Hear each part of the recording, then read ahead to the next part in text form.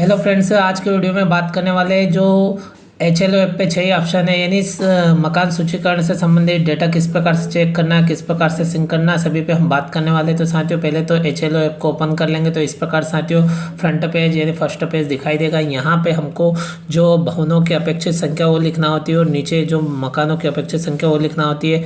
फिर नीचे मकान सूचीकरण कार्य पर क्लिक करना होता है, तो ये हम क्लिक कर देते हैं। जैसे ही क्लिक करते हैं तो अगला फेस इस प्रकार से ओपन हो जाता है जहाँ पे मकान सूचीकरण का कार्य किया जाता है। साथियों ये यहाँ पे आपको 6 ऑप्शन देखने को मिल रहे हैं। इन सभी ऑप्शनों पे हम क्रम बाय क्रम बात करने वाले हैं। सबसे पहला ऑप्शन है मकान सूची की प्रविष्टि, तो सबसे पहले इसको क्लिक करते हैं। अब क्लिक करने के बाद में साथियों इस प्रकार से यह ऐप ओपन हो जाता है जहाँ पे आप देखेंगे तो जो लाइनिंग है यानी लाइनिंग संख्या अपने हिसाब से ही चलेगी, ऑटो जनरेट होगी। उसके बाद में यहाँ पे हमको क्या करना होता है, जो भवन नंबर है वो दर्ज करना होता है। यदि हमको रिपीट करना है तो यहाँ पे इस ऑप्शन पे क्लिक कर देंगे और यहाँ पे देखेंगे जिस भवन के अंतर्गत हमें एंट्री करना है साथियों उस भवन के अंतर्गत हम एंट्री कर सकते हैं।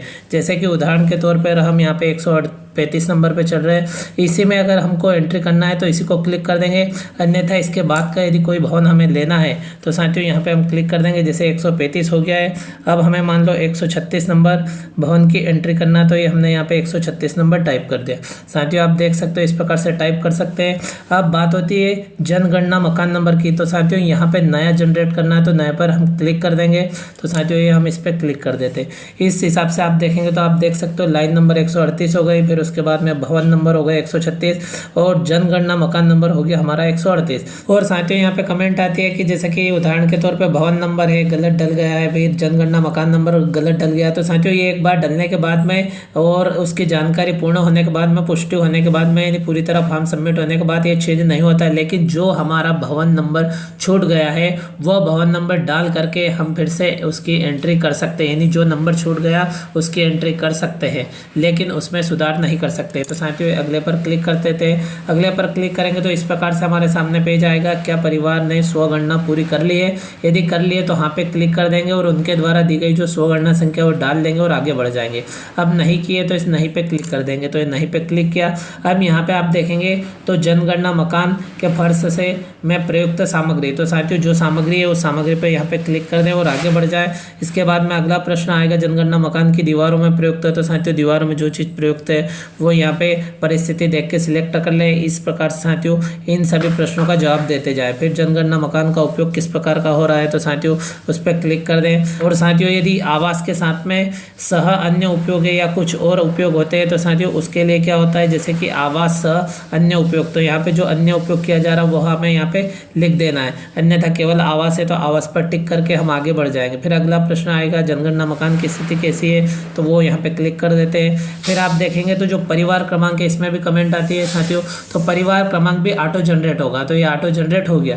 अब अगला प्रश्न है कि इस परिवार में सामान्यतः रहने वाले व्यक्तियों की संख्या और परिवार के मुखिया का नाम, तो यहाँ पे परिवार में रहने वाले सामान्य व्यक्तियों की संख्या कितनी है तो वो संख्या साथियों हमें यहाँ पे लिख देना है, तो वो संख्या हमने यहाँ पे लिख दी है। इसी प्रकार साथियों बात करें तो परिवार के मुखिया का नाम, तो यहाँ पे परिवार के मुखिया का जो नाम रहे वो नाम लिख देना है। तो साथियों आप देख सकते हो यहाँ पे जो इस परिवार में सामान्यतः रहने वाले व्यक्तियों की संख्या लिख दी है और परिवार के मुखिया का नाम लिख दिया। फिर अगले पर क्लिक कर देते हैं। अगले पर जैसे ही क्लिक करेंगे तो साथियों जो मुखिया स्त्री पुरुष जो भी है उस पर क्लिक कर ले।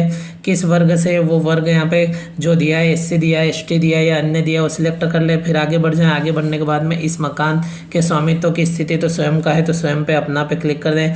फिर इस परिवार में कमरों की संख्या, यानी ये जो परिवार है इस परिवार में रहने के लिए उपलब्ध कमरों की संख्या, तो जो कमरे हैं उस हिसाब से कमरों की संख्या लिख दे। फिर अगला ही प्रश्न सोल्व हुआ है, इस परिवार में रहने वाले विवाहित दंपतियों की संख्या, तो यहाँ पे विवाहित दंपतियाँ जो रहेगी साथियों वो हमको लिख देना है, यानी उनकी संख्या लिख देना है। फिर अगले पर क्लिक कर देना। इसी प्रकार से पेयजल संबंधी स्रोत के बारे में जानकारी पूछी जा रही है तो साथियों वो आप परिस्थिति देख के सिलेक्ट करते जाए और आगे बढ़ते जाए।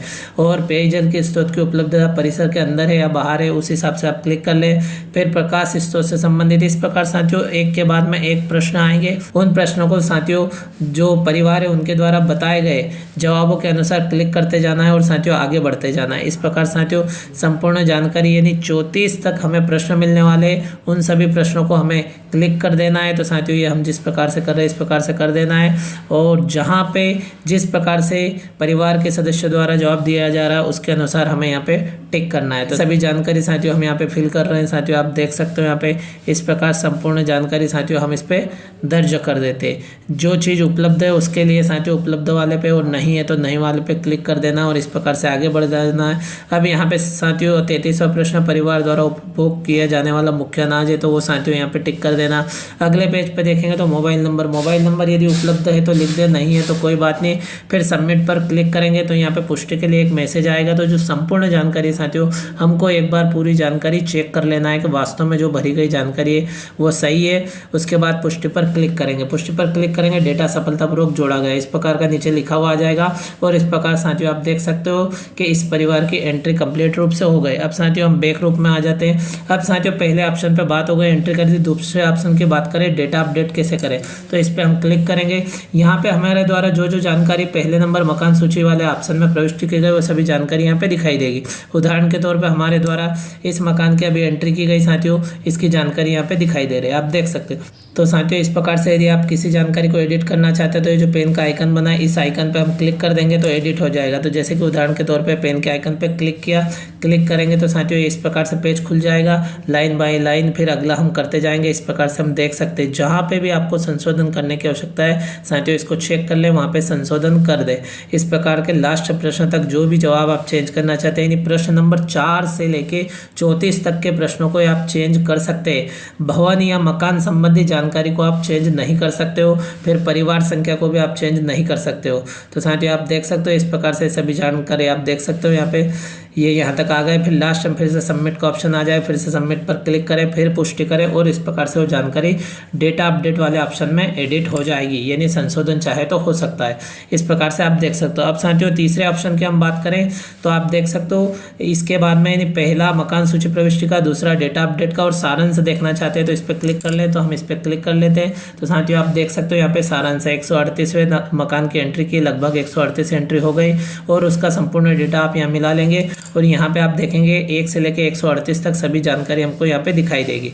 तो साथियों ये हो गया। अब इसको हम बैक कर लेते हैं। अब ऑप्शन नंबर सिंक करें वाले की बात करते हैं। तो ये देख सकते हो साथियों, अब हमारे पास में जानकारी आ गई है। हमने मकान प्रविष्टि कर लिए, डेटा चेक कर लिया, सारांश देख लिया। अब सिंक करना है यानी सुपरवाइजर को, तो इस पर हम क्लिक करते हैं। जैसे इस पर क्लिक करेंगे यहाँ पे चैट बॉक्स है, इस पर क्लिक करना होगा और यहाँ पे साथियों जो सिग्नेचर है वो सिग्नेचर करना रहता है। तो यहाँ पे सिग्नेचर कर देंगे और उसके बाद में सेव करें और सिंक करें पर क्लिक करें। यदि यह गलत है सिग्नेचर तो सही करना है, तो यहाँ पे क्लियर पे क्लिक करके आप फिर से अपना सिग्नेचर कर सकते हैं। तो सेव करें और सिंक करें पे क्लिक कर देते हैं। जैसे ही क्लिक करेंगे थोड़ी प्रोसेस होने के बाद में जो डाटा है हमारे द्वारा मकान सूचीकरण का कार्य किया गया, वह सभी जानकारी सुपरवाइजर को सेंड हो जाएगी। तो ये सफलतापूर्वक संक्रमित हो गया है और ठीक पर क्लिक कर दें। तो इस प्रकार साथियों आपने देखा कि 4 ऑप्शनों की बात हो गई, यानी साथियों मकान सूची प्रविष्टि, डेटा अपडेट, सारांश और सिंक। अब साथियों सिंक कर दिया गया और फिर ज्ञात हुआ कि यहाँ पे किसी डेटा में त्रुटि रह गई थी। तो साथियों इसके ऊपर का जो आइकन है, नहीं पहले से सिंक किए गए डेटा को संशोधित करें, इस पर क्लिक करके हम साथियों फिर से उस जानकारी में सुधार कर सकते हैं अभी भी, यानी सिंक किए गए डाटा में भी सुधार कर सकते हैं। तो साथियों आप देख सकते हो यहाँ पे संपूर्ण जानकारी डेटा दिखाई देगा। जहाँ पे आपको आवश्यक है वहाँ पे आप इसके बाद भी, यानी सिंक करने के बाद भी आप सुधार कर सकते हो साथियों। तो इस प्रकार से आप देख सकते हो साथियों, यहाँ पे लिखा हुआ है सिंक किया गया डाटा और यहाँ पे देखो पेन का आइकन बना है एडिट करने के लिए, यानी इस जानकारी को भी हम एडिट कर सकते हैं। फिर से साथियों हम इस पर बैक आ जाते हैं। अब साथियों इस प्रकार से 5 ऑप्शनों पर बात हो गई। तो साथियों आपने देखा कि किस प्रकार से मकान की प्रविष्टि कर देंगे, डेटा अपडेट में जानकारी देख लेंगे, अगर कोई त्रुटि हो तो उसको हम सॉल्व कर लेंगे और साथियों उसके बाद में हमने डेटा को सारांश को देख लिया, उसके बाद सिंक भी कर दिया और आपने देखा कि सिंक किए हुए डाटा को यहाँ जाकर किस प्रकार से हम अपडेट कर सकते हैं। अब साथियों फाइनली हमारी HLB का काम कंप्लीट हो गया है। अब हमें इसे जो यहाँ पे लिखा हुआ है पूर्ण रूप से चिन्हित करें, इस ऑप्शन पर टिक करना है। तो साथियों अब ये भी प्रोसेस देख लेते हैं। यानी साथियों एक वीडियो में संपूर्ण जानकारी साथियों आपको देखने को मिली। जानकारी अच्छी लगे तो अपने साथियों के साथ अधिक से अधिक शेयर कीजिएगा। तो साथियों इस ऑप्शन पर क्लिक कर देते हैं। जैसे ही क्लिक करेंगे तो फिर से उसी प्रकार का, जैसे हम डाटा सिंक करते हैं उसी प्रकार का चैट बॉक्स आएगा, जहां पे आप देख लेंगे कि लिखा है कि इस HLB का कार्य पूर्ण हो गया है। तो साथियों वास्तव में पूर्ण हो गया है, तो आप यहाँ पे टिक कर दें। टिक करने के बाद में साथियों यहाँ पे आपको अपना सिग्नेचर करना है, वो सिग्नेचर कर दे और सबमिट पर क्लिक कर दे। तो साथियों ये सिग्नेचर करना है, सिग्नेचर कर देते हैं और उसके बाद में फाइनली रूप से हमें सबमिट करना है, सबमिट कर दे। यदि सिग्नेचर सही नहीं हुआ तो क्लियर कर दे। तो साथियों इसे सबमिट पर क्लिक करते हैं, ये सबमिट कर देते हैं। थोड़ी प्रोसेस होगी, सबमिट को आप क्लिक करेंगे और प्रोसेस होने के बाद में आप देखेंगे तो मैसेज आ जाएगा यहाँ पे और नीचे लिखा हुआ आ जाएगा स्पष्ट रूप से कि आपका जो डाटा है वो सक्सेसफुली रूप से सबमिट कर दिया गया है। और आप देखेंगे तो ऊपर मैसेज भी आ जाएगा साथियों, यानी जो SMS है उसके माध्यम से भी सूचना प्राप्त हो जाएगी। और साथियों अब यहाँ पे जो ओके लिखा है इस पर क्लिक कर दे, क्योंकि इस प्रकार का मैसेज आता ही रहता है। इस प्रकार साथियों बहुत ही आसान तरीके से 6 ऑप्शन में जो किया जाने वाला कार्य है वो बहुत आसान तरीके से साथियों आप कर सकते हो। और HLB का कार्य पूर्ण होने पर किस प्रकार से छठे ऑप्शन पर क्लिक करके आप पूर्ण रूप से उसे सबमिट कर सकते हो। और जैसे ही सबमिट करेंगे साथियों आपको SMS के माध्यम से आपके रजिस्टर्ड मोबाइल नंबर पे भी जानकारी मिल जाएगी। साथियों आशा है आपको जानकारी अच्छी लगी होगी। साथियों यह वीडियो अपने साथियों के साथ अधिक से अधिक शेयर करें ताकि सभी साथियों को एक ही वीडियो में संपूर्ण यानी 6 ऑप्शनों की जानकारी मिल जाए, यानी मकान प्रविष्टि से लेकर पूर्ण रूप से चिन्हित करने तक की संपूर्ण जानकारी साथियों को एक ही वीडियो में मिल जाए। साथियों इसी प्रकार की महत्वपूर्ण जानकारी और न्यू अपडेट के साथ में अगले वीडियो में फिर मिलते हैं। Thank you friends.